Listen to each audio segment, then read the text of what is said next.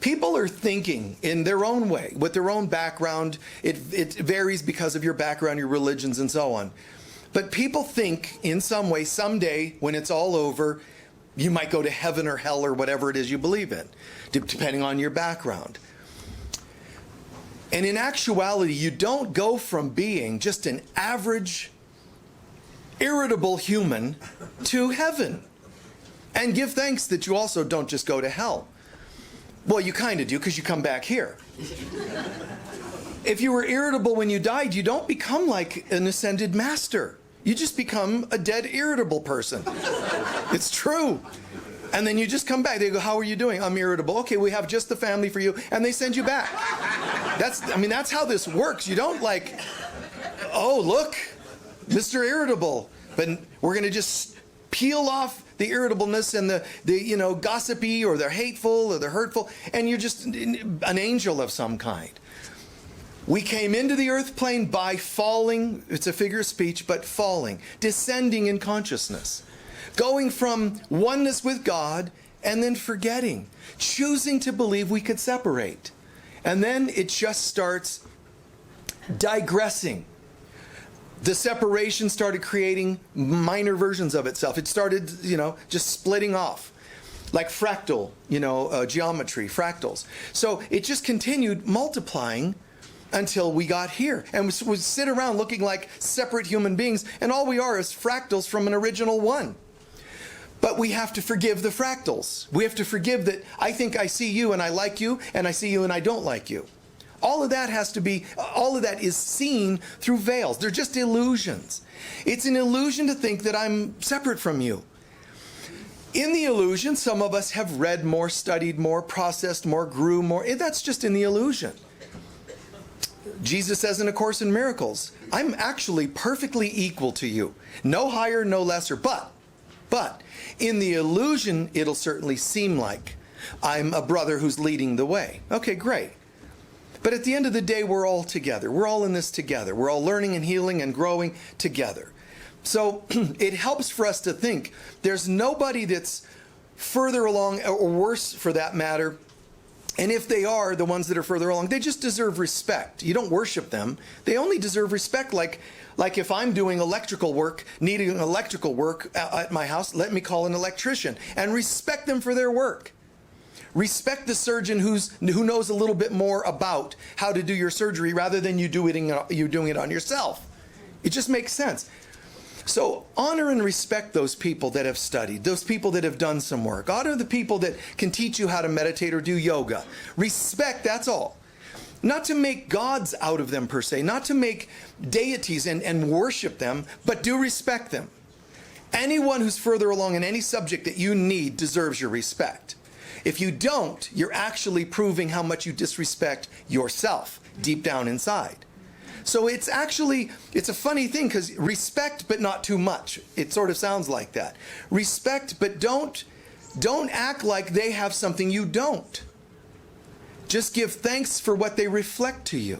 Thank you for being the part of us/me that did this work. Thank you for being the part of us/we that did that work. You see, always bringing it back to, you're a part of myself. I don't need to worship my electrician. Just gratitude. Wow, I'm glad you went to school for this. Boy, I've shared this story once years ago. One time I'm like, ceiling lights out or something, and I'm like, okay, let me go up there. And it was hilarious because you think I'm a light worker, this shouldn't be a problem. So I go up there and unscrew this and unscrew that, and within a minute, the pliers that I was holding, something they welded together. They actually welded. And okay, let's call an electrician. They welded together. That's how serious that was. So it's okay. Let me get somebody who actually did this work, that knows this work. That's okay. So we have gone from this perfect oneness. It's inconceivable. It really is. It's impossible for the human brain to understand what it is like to be divine. And I'm not saying that figuratively. It is not possible for a human who believes themselves to be a limited being, for them to understand unlimited. You can only theorize. Buddha chose not to speak of it. Jesus chose not to speak of it, and when Jesus did, he only could use parables. He could only use metaphors. Heaven is like, and even that didn't go very well. Heaven is like a person who, and they're like, oh, okay, and they humanized it all. Heaven is like a beautiful kingdom. Oh, so heaven is a kingdom. No, I mean that figuratively. Okay, heaven is a place of figurativeness. It's like they just kept grabbing onto each word instead of the concept. Because what he was saying is, it's like this, and that's as close as you can get. Buddha thought wisely and just didn't bother, because he knew this isn't going to work out. So the human brain/mind cannot get it. So what do? Give up? No. What you can do is imagine a divine feeling. That's the closest you'll ever get. Imagine what it would be like to feel the absolute most love you could ever feel. Then try to imagine feeling that times 1 billion. Even that's too much. Times a million, too much. 1,000? At what point can you say, I'm going to imagine feeling absolutely so blissful, so joyous, and then multiply it by, well, how many can you multiply and still comprehend? 2, 3, maybe at best? Heaven is not even conceivable to say 1 billion times more happiness than you could possibly feel on earth. 1 billion times more prosperous. Ooh, I could buy all kinds of things. You're not getting it. It's just a figure of speech to say it's that times whatever else. Infinity, too much for the mind. So we came in, according to concepts taught through spiritual teachings, we came from oneness into being collectives, like groups of souls. For example, what we would call the Elohim. And then the Elohim into god, goddesses, archetypes. And then those splitting off into demigods, like in Greek mythology. Demigods becoming eventually heroes, which is really, really cool people. Heroes are like, wow, and I call that mastery. People that access mastery. And then eventually humans. Just dull humans. Just very dense human beings. They forgot their magic. They forgot that they can do things beyond humanness.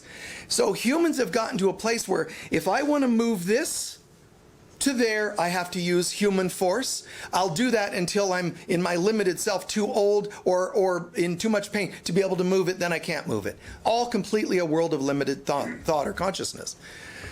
So the next level back up, you have to go back from where you came. You don't go from limited human to, illuminated and God. So what are we going to do, guys, if we're still walking around thinking all dense? The densest thing you can possibly do is judgment. And it's judgment that is behind you thinking that you can't do something. You've already determined you're not capable. Well, but I'm not. I don't have the education. All of us, each of us, can do anything if we access the right consciousness.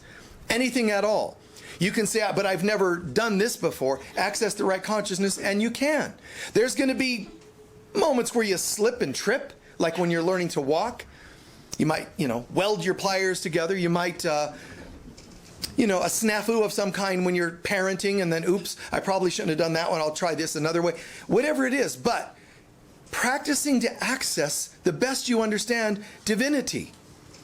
The closest you can come to understanding divinity. And really, it starts with just believing at all that you can do anything. This isn't just like a positive thinking speech. This is a mastery concept I'm teaching, not just a positive thinking. Mastery, which incorporates positive thinking, but it's that on steroids.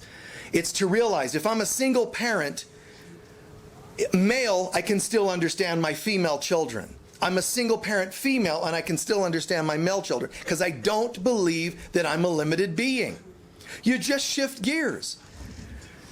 You know that you can be creative and yet linear too. You can be strong and yet soft as well. Complete being.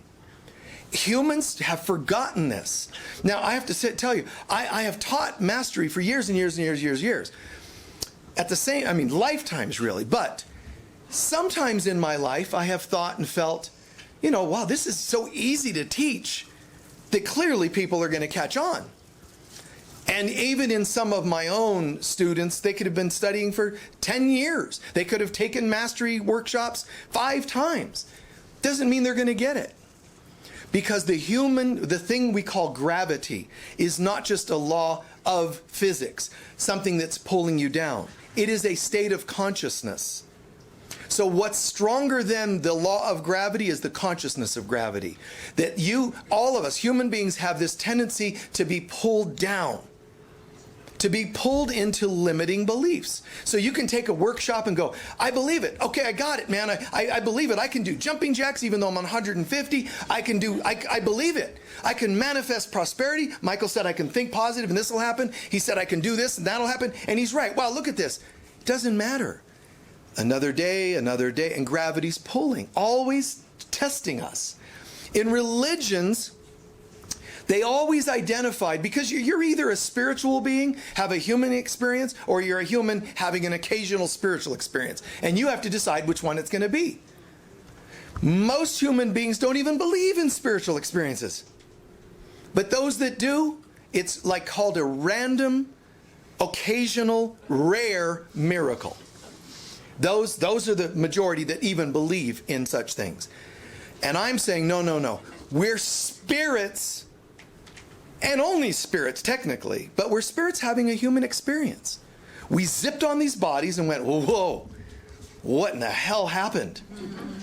Literally, I've gone to hell. Because hell is a place of torture, and you're being tortured here. No, I don't feel too much torture. You're dying. That's torturous. In your lifetime, there have been bills you couldn't pay. That technically is a slow form of torture. If you've ever worried about the health of yourself or a loved one, that's torture. That's not God. Ego wants us to believe there's something in between so that you'll not question this. But at some point, when our pain tolerance gets to such an extreme where we say, I can't keep living like this, where I'm worried about bills. I'm tired of people that I know dying. There's something wrong with this picture. That's what made Buddha go, wait, there's got to be a cause for this.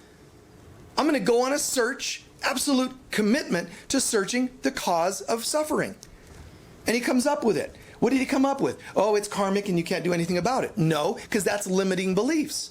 He said, actually, what happens is the fact that we have limiting beliefs is the cause. The fact that we forgot who we are causes limiting beliefs.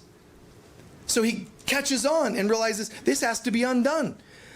But it has to be undone by remembering who we are. You can't be stuck in the human and expect divine things.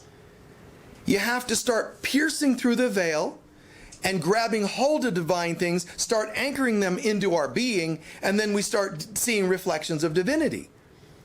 And in all areas, not one. So the world is waiting for examples of this. The world is waiting. Even though the world usually crucifies its masters, it crucifies them verbally, reputationally, sometimes physically.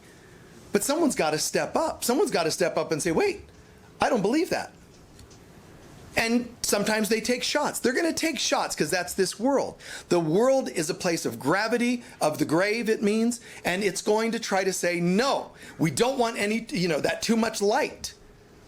So you have to decide, well, wait, I wanted to speak and be the light, but I'm noticing some people are annoyed by that. So I think I'll stop. And that's what people do constantly. I don't want to bring too much light because it'll annoy people. So be careful, because technically if you start owning that you are a god or goddess, if you start owning that, it's going to annoy people that forgot that they are too. They're going to not like you reflecting what they forgot. Why? Because their forgetting is painful. So when you bring up that they forgot, you're bringing up their pain. They're going to blame you for their pain. You see how the psychology of that works? Wait, I don't know exactly what you're saying. I only know that it's annoying me. So I must not like you. But what's really happening is part of them's going, oh, really? No. And then getting mad at you. There's a part of them that has a moment of, oh, really? Excitement like a child. But they don't know how to live and be that child. That place of power and innocence. Power in innocence. So because they don't remember how, they're going to blame you for, why did you bring this up anyway? Why did you bring up my good when I can't live it every day? You know, just like someone who gets mad at someone, you know, you evoke love in me and now I don't like you because you're not loving me the way I want you to love me. And you're going, yeah, but guess what? If you really get the love that I'm trying to demonstrate for you, you'll start feeling love for all. No, I don't want love for all. I want you to love me the way I want. Be my mother, be my father, be something that someone else let me down. Fulfill my ego's version, and then you say no, and then they get mad. They're really ultimately mad because you reintroduce them to something they really badly want, but they don't know how to own it. And that's why they transfer it onto other people and then eventually blame them for it. When in fact, they truly want it, but you can't have it by transferring it to others. You have to say, wow, this is kind of cool. You kind of awoken this thing called love, and I'm going to search for how to multiply that and become that very thing. So religions and religious people, they talk about tests. You know, Satan is testing us, some religions would say. Others will say it's a test for me to clear some karma. Others are going to say it's God is testing us by taking us through some horrible kind of experience. They're going to make it, though, human tests. So religions are going to identify with life's test as a human experience.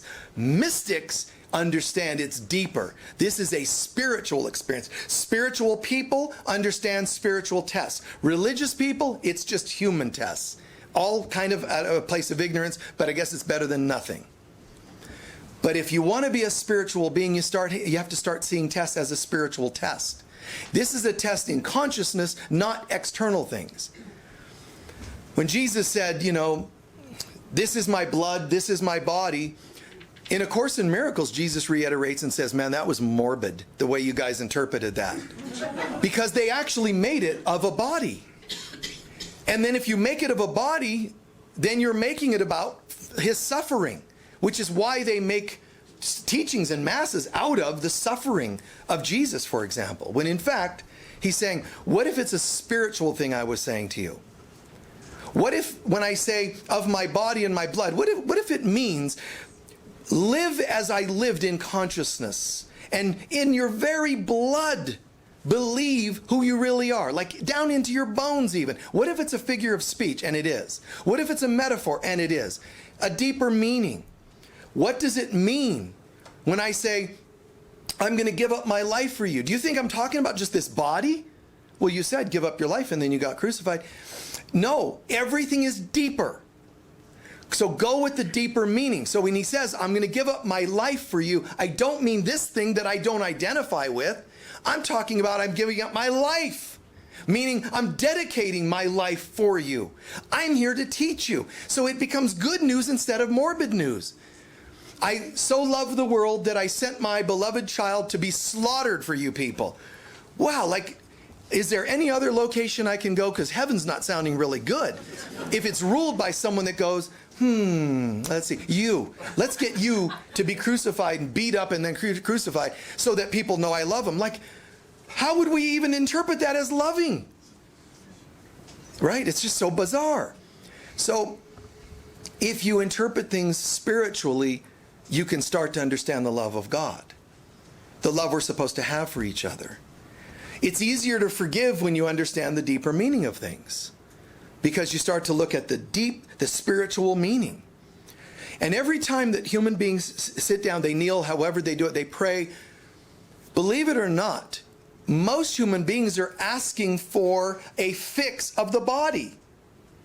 They're asking about this stuff here. God, please fix this. Spiritual people would understand when I'm asking for something, I'm asking not for stuff, I'm asking for consciousness. Does that mean I'm bad or wrong for asking for stuff? No, not at all. You're just misdirected. But underneath your request for more money, even under that, God hears money. It can't comprehend the concept of money. But underneath it, it hears, God, I miss you, and I would really want to experience you again. It hears that, but it's very light. Even if you scream it, it's barely getting across because you are barely meaning that. The meaning is too much emphasized on stuff. that drowns out the other voice. But fortunately, God can only hear the real voice, is that I want God. So we're asked, seek first the kingdom and everything else will come. It means seek first the consciousness. Get your priorities straight. Whoever you are, whatever you are, get your priorities straight. What are you looking for? Well, I need to name stuff, and that's fine. It's okay to name stuff, but just throw in one extra phrase, one extra sentence. First and foremost, God's presence. And the car, and the money, and the raise, and but go ahead. Get all that out if you want. Just throw in that you're also looking for, seeking the presence of God. Because if you had that, there wouldn't be a possibility of needing anything else. If I have the presence of God, I mean, do I really need to go, just 25 cents an hour more, please get me that raise? You would have to work at not getting more. And that's hard for humans to understand, to comprehend. That it would be, should be, and can be that easy. Go for the consciousness. There's this concept, the three popular words that people buzz around. Deceived, believe, and receive for that matter. But receive or perceive. So people think, okay, look, if I see an event, that event is real. That's what the average person thinks. That event is real. Causing me to believe, like my parents didn't like me, that made me, secondly, believe. So first I perceived you don't like me. Secondly, I then start to believe it. Right? And once I believe it, I'm mad because you deceived me. And I'm saying it's the other way around. You are first deceived. Then you start to believe, then you perceive. The events we experience in the outer world only come from our choice to believe the things in which we were deceived. Deception comes first. Listen to the ego, you're going to be deceived. Then you're going to choose or not to believe what the ego teaches you, and then you will perceive it. It will manifest. Humans go, oh, no, that would imply responsibility. I'm not going to buy that. I'm just going to say the only things I experience in my outer life is because of what you've done to me. If I have low beliefs, it's because of what you did. You cannot heal and become God or God goddess or mastery or any other terminology while living in reversed psychology, in reversed process. Got to get this straight. The things I'm experiencing on the outside stem from my beliefs. And if I believe and follow the choice, the belief systems of the ego, that's what I'm going to see. I'm a limited human being. If that's my belief, that's what I'm going to start experiencing and seeing. Let me make it clear again. That doesn't mean you're a bad person. It means you're a human person. And you get to choose. Do I want to keep identifying with my human, limited self? And again, some people try to deify the human part. Oh, but our humanness is beautiful. No, it isn't. The human part doesn't even exist. It's not that I'm saying it's good or bad. It's neither, because it doesn't exist. That's not easy for us to comprehend while we're sitting in bodies looking at each other. But you can at least know in your mind, this thing called the body, even if you could get it to live 1,000 years, it won't live as it is for 1 billion years. It is a thing that will die. Well, but it doesn't have to die. It will die. Every tree, even stars, supposedly, will die out at some point. In heaven, nothing can die. In heaven, there's no loss, there's no pain, there's no form of separation whatsoever. So am I talking about some inevitable location? No, I'm talking about a state of consciousness. So when we start identifying with our spiritual self, the quantum field in this universe starts to reflect that to us. But it can only, in the material universe, it can only manifest so much of that. Because if you start coming too much from the God consciousness, this world can't completely manifest that, because it would mean the world would disappear. You can't manifest dense limitation from the consciousness of God. And that's what it means that God did not create the universe as we think it did. We did. You could say God created the universe, but it would mean God in us, the power to create, created the universe. But we misused that power because we listened to the lies. We allowed ourselves to be deceived of who we are. We believed it, and then we perceived it. We manifested it. I want to reverse this. Okay, then take back your power in the real sense.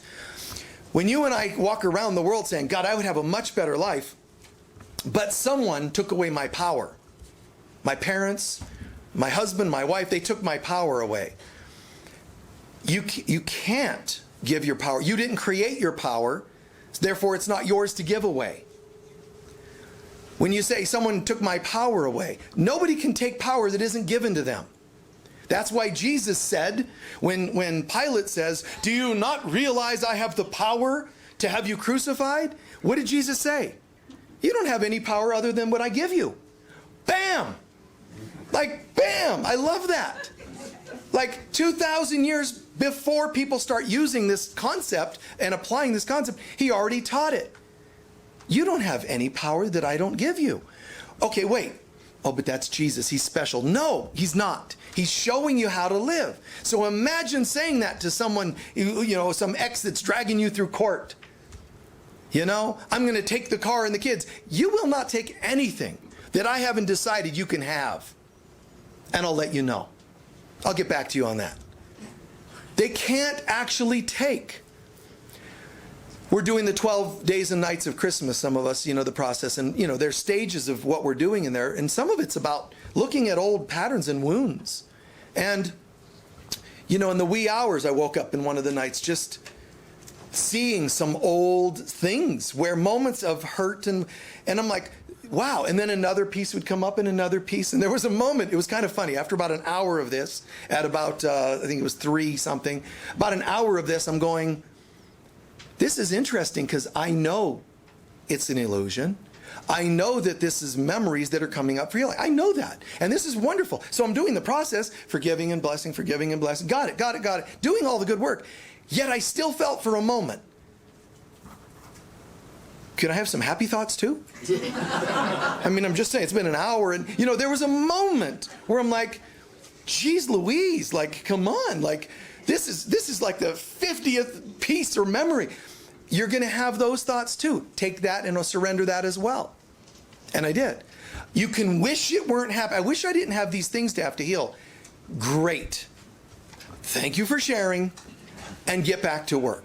But I want some happy thoughts. The happy ones will come after you finish processing whatever's coming up. And here's how I do that personally. I say to myself, Michael, would you like to stop here? Would you like to be this? This is to be as much as you want to heal? No. Would you? Because you can if you would like to just only heal 30% of what's coming up. We can stop there and not show you anymore. No. Are you willing to do more? Yes. Do the little bummed out child and then just be willing to do it. Just get back to it. That's what I choose to do. It's kind of helpful if you say it in a funny kind of a way. If you know what you're doing. Still, I felt for a split second, I felt that but man, this is like the number 6, 8 thing that was flashing up and it doesn't matter. I know the truth. Lowercase t. The truth of God is none of this is real. But the lowercase truth is still, while I'm in this universe, memories and pieces of stuff are going to come up. Well, when do you get beyond that? Don't even ask. When it stops coming up, just breathe and enjoy the moment. Don't look for it not happening, because then you have an issue with it not happening and happening. And you won't even see it because you think it's a right thing to wish for. It isn't. Keep going with it. And every test that comes, just keep responding with as much, healthiness and spiritual awareness as possible.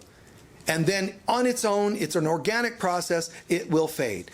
Kind of like saying, you're flushing out a radiator. You wash this radiator out and look what happens. Stuff keeps coming out and you're going, well, how much more? Do you want to only flush it halfway? I'm going to change my oil in my car. I know what I'll do.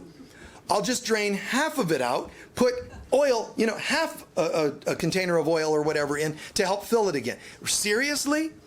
All that will do is half do the oil change. But that's all I want. Okay.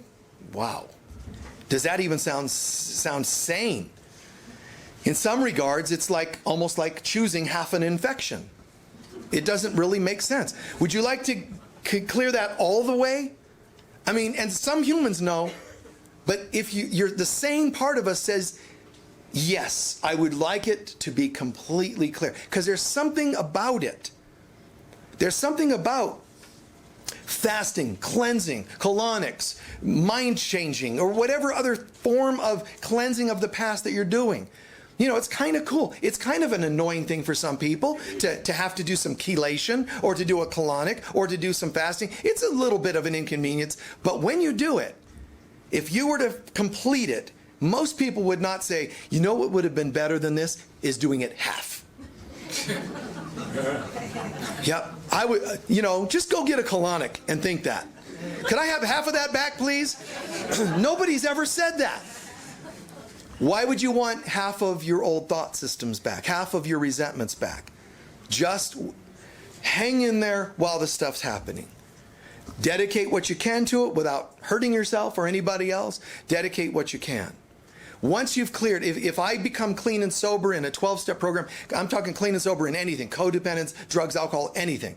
If I clear, even if it's 12 steps from depression, if I clear that and get in the program, I'm not doing myself any good to say, well, let me go back to drinking a little bit. Because you're actually reinfecting yourself of something in consciousness. I'm not saying you should become obsessive, the opposite extreme. I'm just saying when you know you've reached a point of clarity, most of us don't, in our healthy self, want to go back to that because we know what that has done to us. The relationships it's harmed and so on and so on and so on.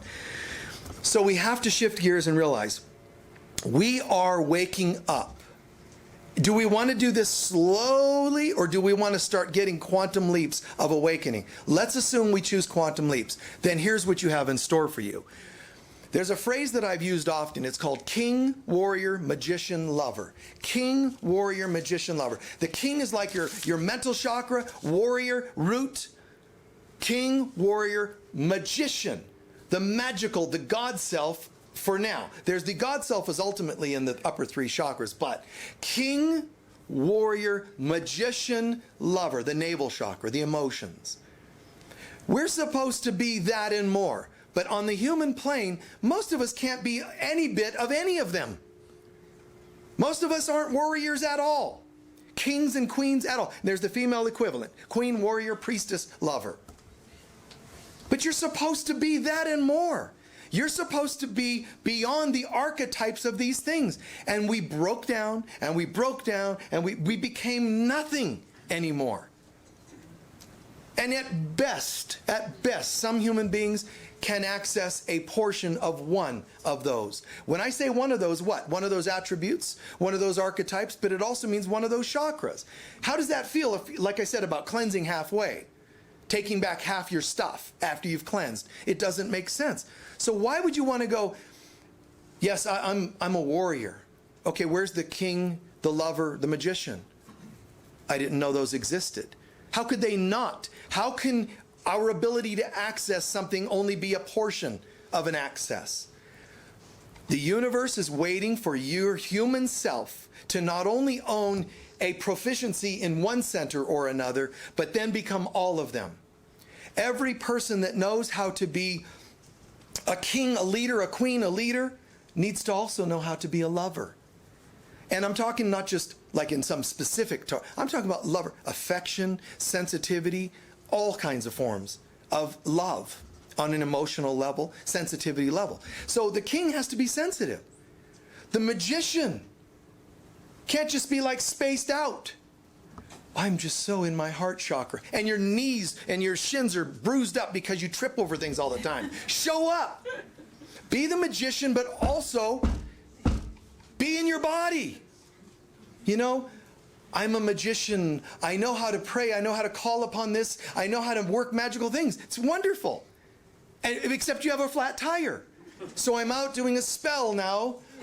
Oh, tire, reinflate. It's not happening. Get the jack out, dude. Like, dink, dink, dink, dink, dink. But make the magician do it. Bring the magician here. You know, so that you're going to end this experience from a balanced place. What are you called to do? What happens for us is we get annoyed when we're actually being tested to become more complete. But Who's causing you to be tested? Is it God? No. Is it your neighbor? No. Your soul says, I want to be a king, warrior, magician, lover, or the female equivalent. Not only do I want to be, it's my destiny. So I'm ready. Let's go. So we're being called by our higher selves to become these things. Step up. What does it mean to be a warrior? It doesn't, like the word even turns some people off because they're up here in their heart chakra, you know. Oh, the word warrior is just such an extreme energy, man. Like, stop.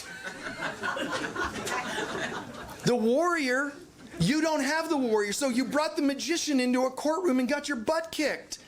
Your partner took everything. They even took they're sleeping with your lawyer.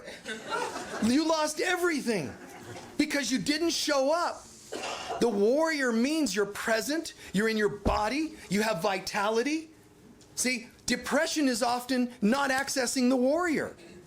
Can you imagine? All right, men, women, warriors, tribes, whether it's in the Gita, you know, Krishna, whether it's some Native American tribe. Could you imagine saying, it's time.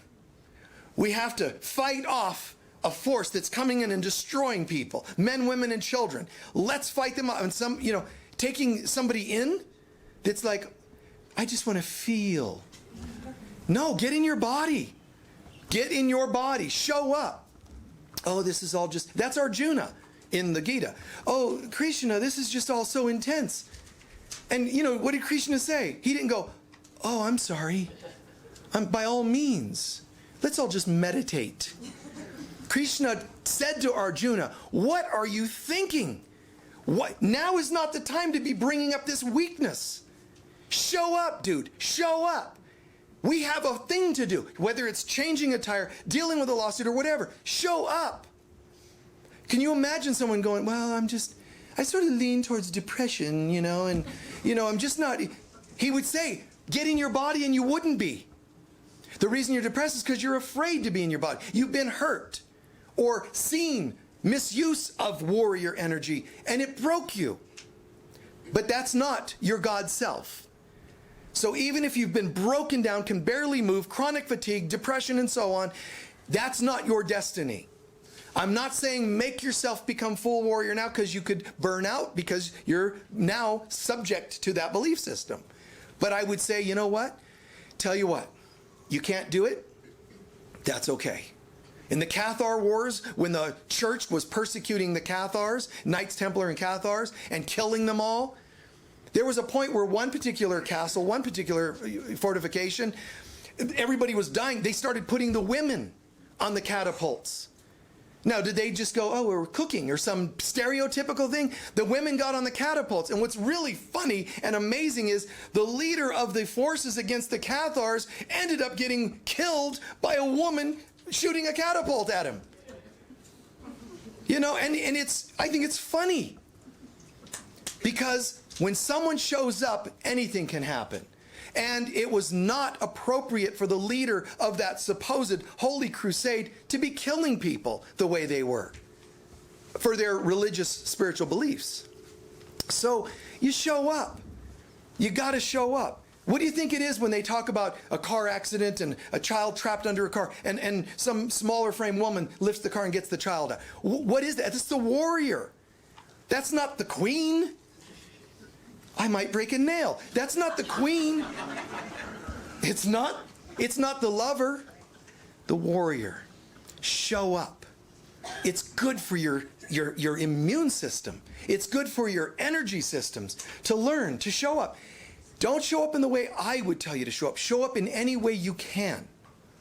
Just anything. But when you do, pause and give thanks that you did it. Then you're owning it. You know, so we're going to war. We're going to battle. And it's just a metaphor. Don't be all freaked out. We're going into battle. I don't have the ability. I don't have the energy to go to battle, to that divorce or whatever it is. Let an attorney, but own your right to get an attorney who could be the warrior for you. But you have to own it. You can't just let them be it and you not be part of it, because then you'll still lose out somehow.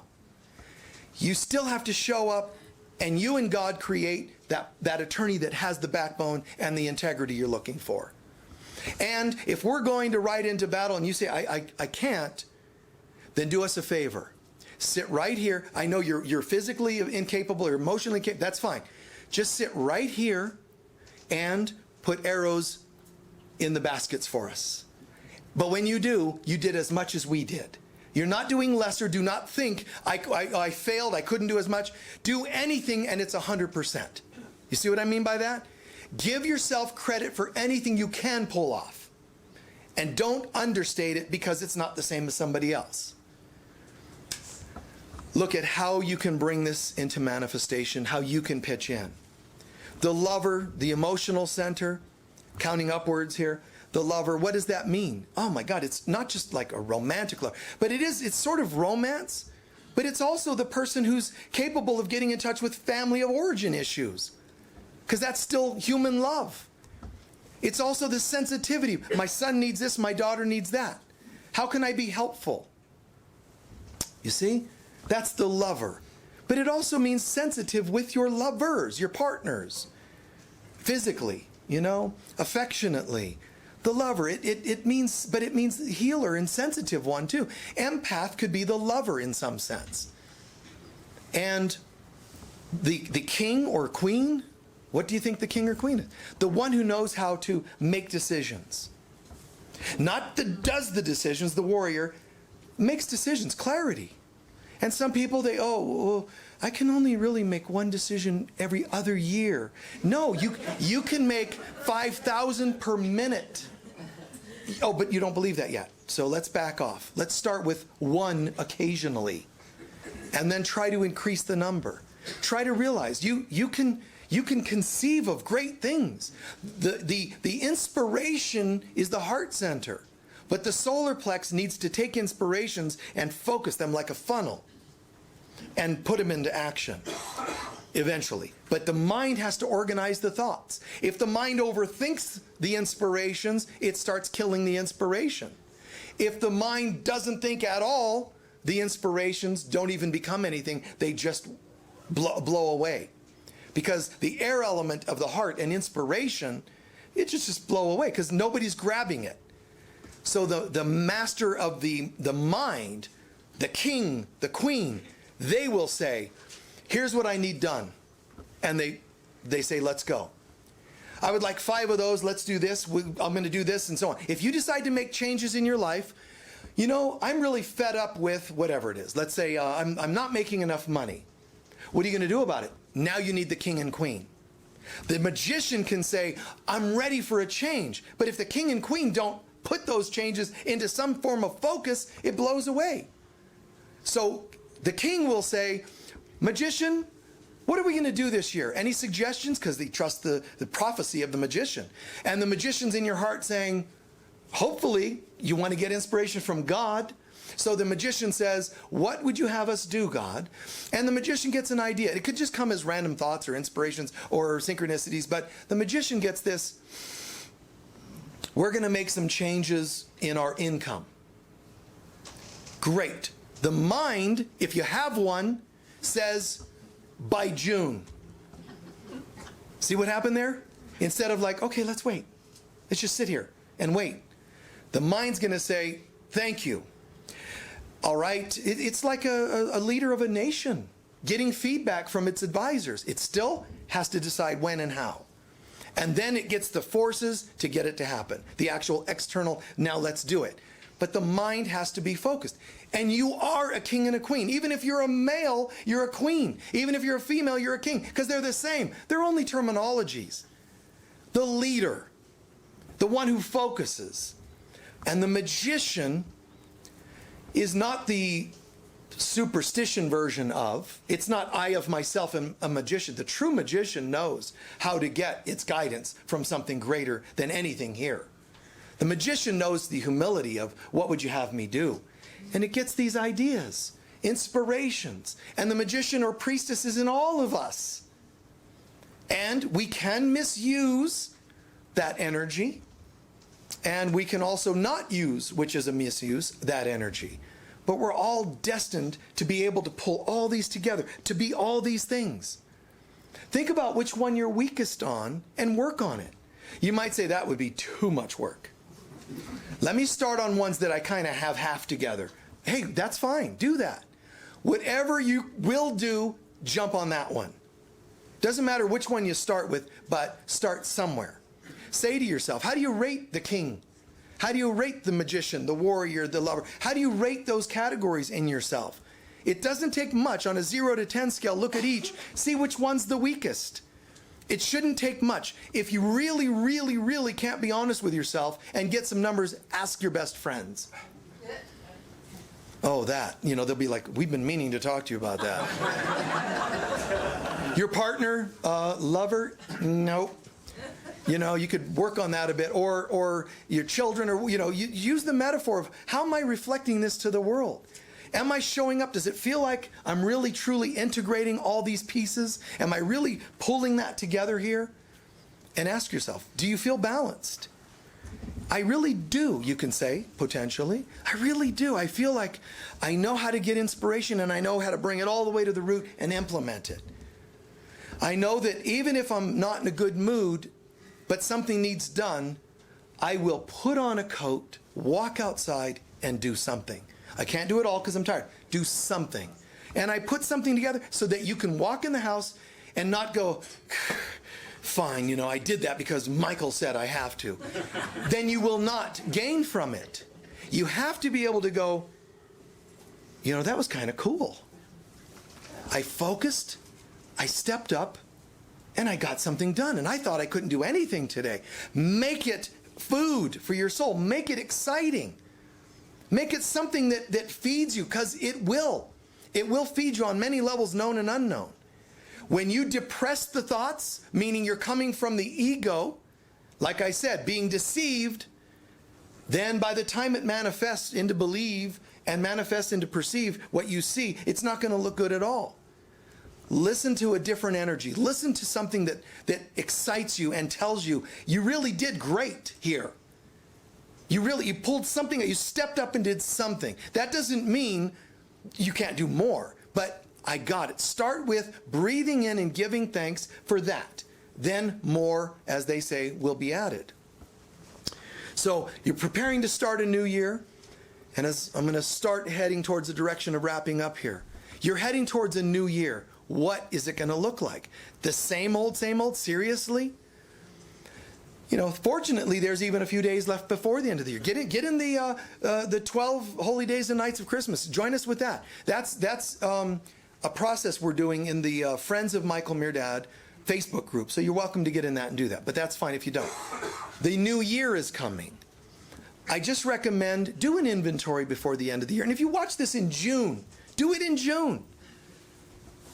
Get the idea in your heart, but then focus and let's go somewhere. If you say, I watched this video, that was kind of cool, and then just let it go, that tells us something about you. You might have seen something that made your heart go, ooh, and it died right there and then. You're not integrated. You're not whole. You're not a master.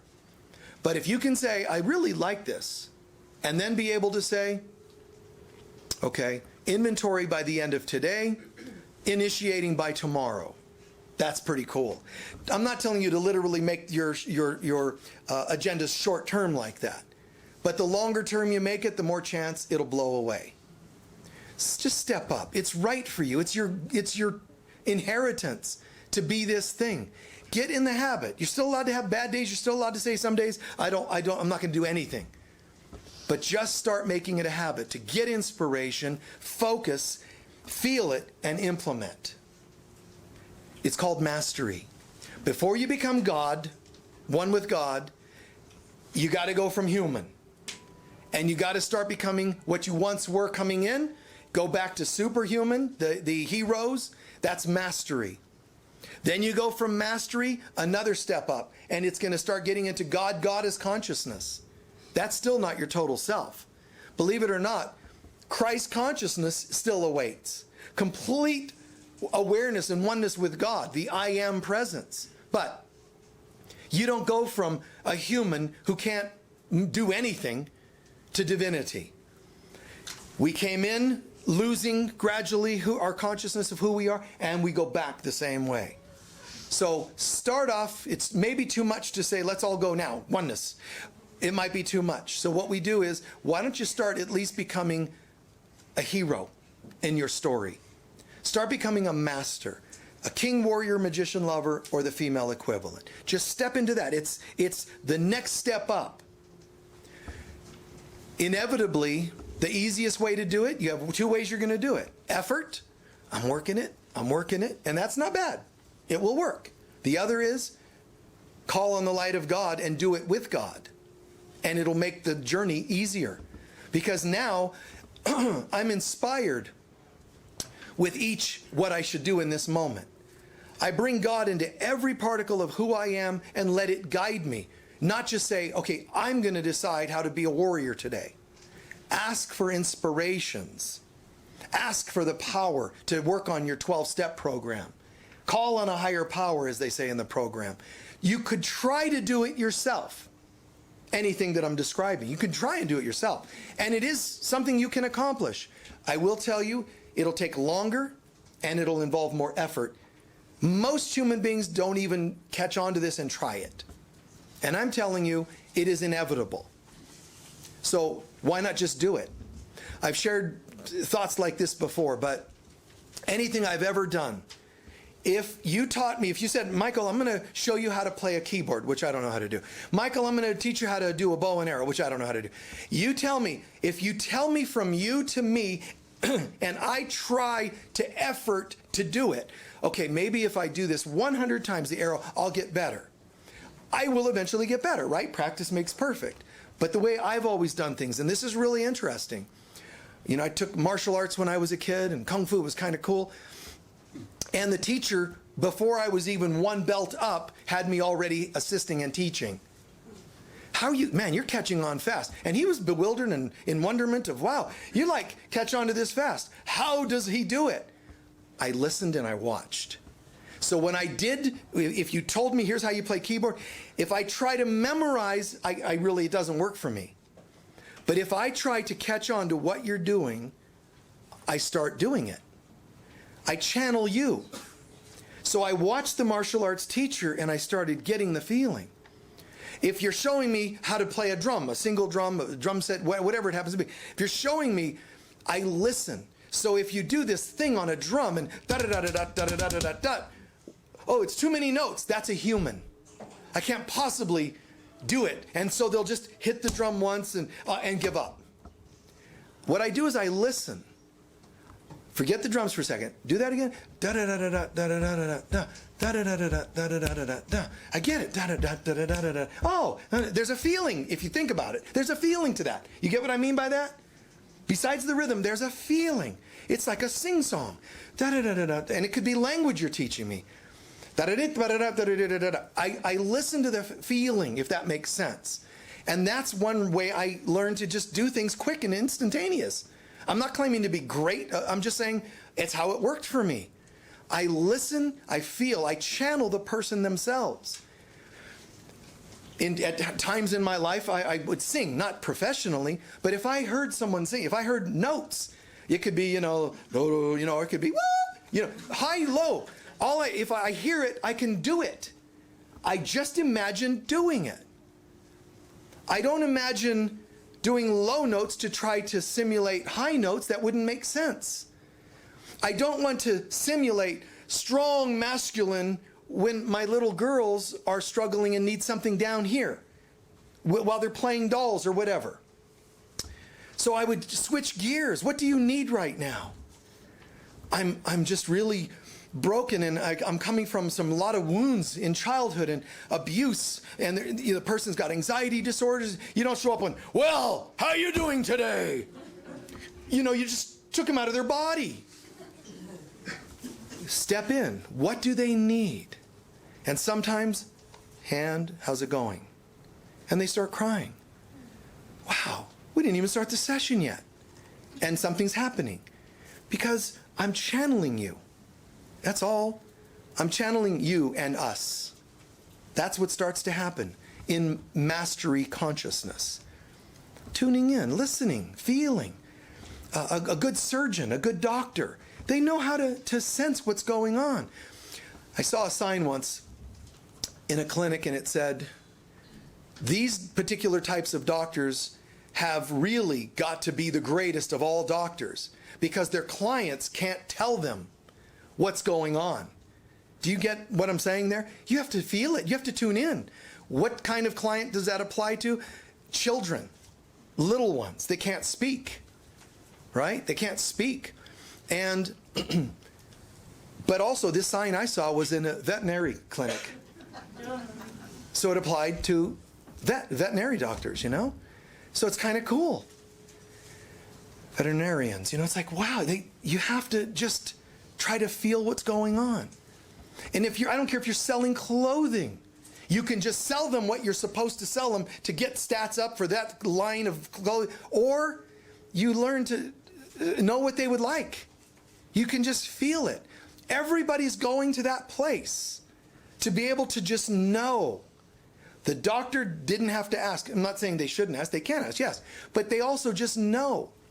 People will sit with me in sessions and, you know, but how did you know that I was dealing with that? I actually, it would take work for me to not know. Again, not making claims of greatness or perfection. I'm just saying it's how my mind works. It seems kind of commonsensical. Why wouldn't I want to know what's going on? Why would I want to just tell you? I want to know what's going on, and because I care. Because I care, it opens me up to you on some level of consciousness, and then we merge. And then magic happens. 2 or more gathered in my name, Jesus said. He didn't actually just mean fundamental Christians getting together and praying. He meant for any human being. When you join with another, you're already healing the belief in separation. Separation is the cause of all problems. Getting together and believing that somebody else has value and you want to help them find that value, you're already healing the separation. And therefore all the symptoms related to it. Love is a power. It's not just a feeling. It's a feeling that has infinite amounts of power. Care for people and magic happens. So there. These things, man, you know, they just kind of go. It's kind of cool. Let's take a few centering breaths.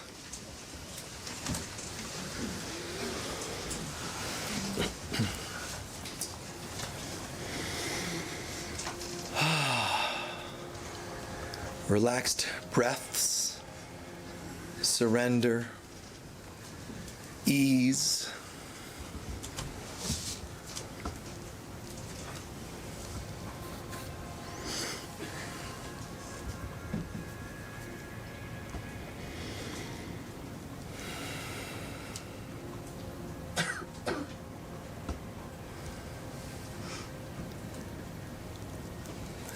Let's take a moment just to review for ourselves an inventory. Where are we? When you think about you as an evolving being, dedicate this Sunday, this sacred service, this moment, to make huge changes in the next year of your life, even if you watch this in June. Where would you need to make some changes? We ask the Holy Spirit and Divine Mother to guide us in this journey, in this understanding, in this self-inventory exploration. But if I were rating on a 0 to 10 scale, how am I in my heart? How am I when it comes to receiving inspirations, being loving and forgiving? How am I with trusting my creativity? All those things of the heart, humanitarianism, trust, the magician, trusting in magic, healthy, real, good magic, like really getting it and trusting. I believe, I trust, good. 0 to 10, how much so? How well do you trust? How is the love? And just keep going with that. 0 to 10.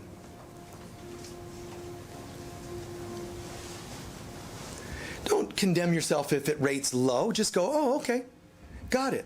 I've got information I need. Descending 1 center down. How is the king, queen?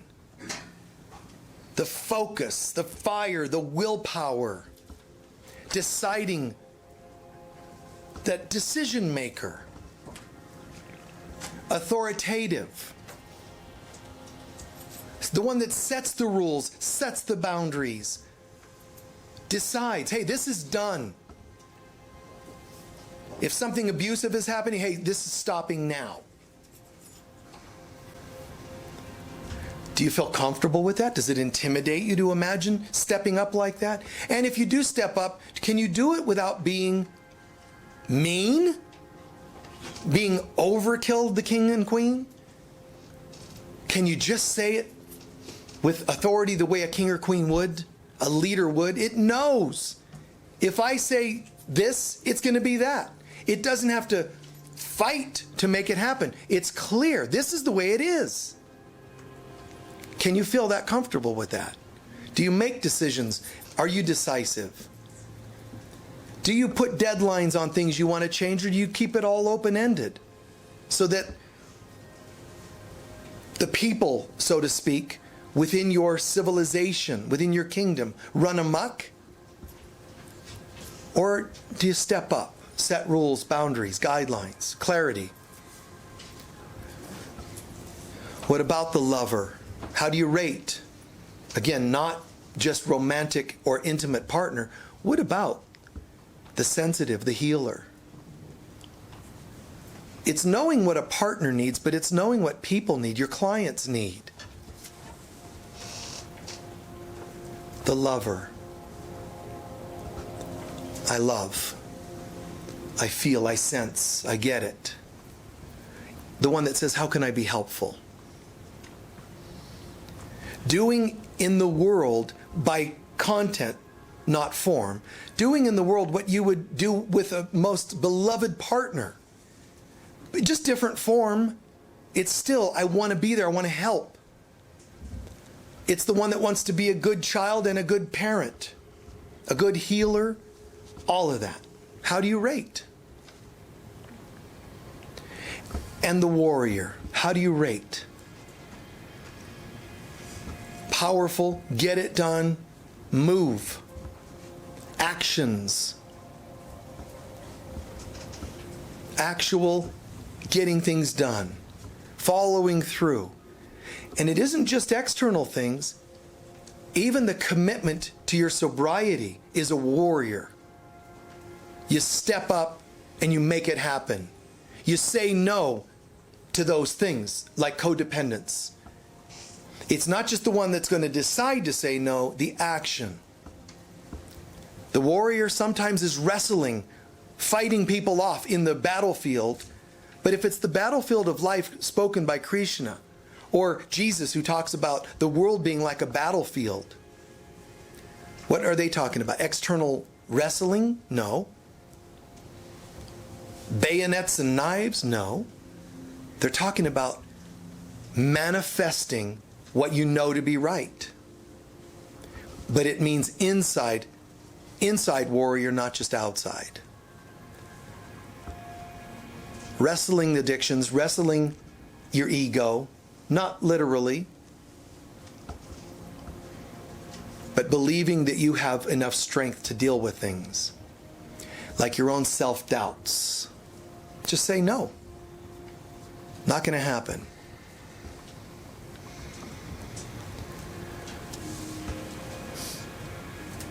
And the last thing I'll ask, first of all, any of those areas that you did well, anything you rated a 7 or higher, if you had any of them, take a moment and give thanks. A 10, 9, 8, 7, just wow.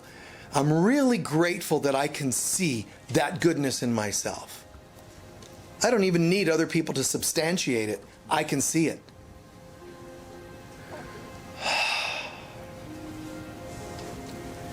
And giving thanks brings them in as allies so that you have the strength to then also go after the areas that might have rated weaker. 6s and 5s, they need some work. Anything below the 5 is absolutely essential.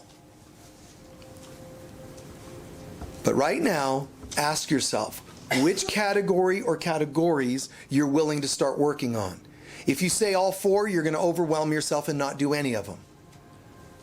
Pick one or two, make a commitment at the end of this year, the end of the last year of your life and all of your former life. Make a commitment today, whatever day of the year it is, to say no more. I'm going to switch some things.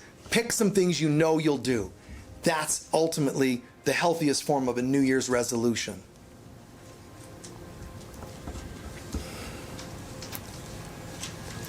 I hadn't been taking care of my health enough. Good. Let's go for it. The warrior.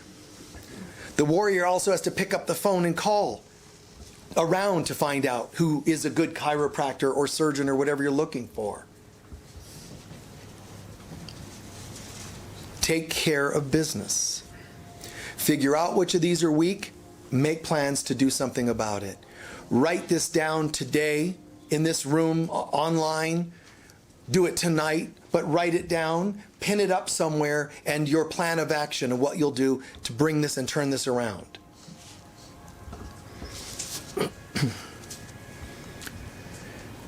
And close with an attitude of thanks. Close with an attitude of thanks that you get it and that you are hearing this, you're going to implement it, and it's going to change your life. Give thanks that there's an answer to something that you knew was a problem or you didn't know, but now you know I have some areas I can work on. Give thanks that you got it. And gradually stretch out.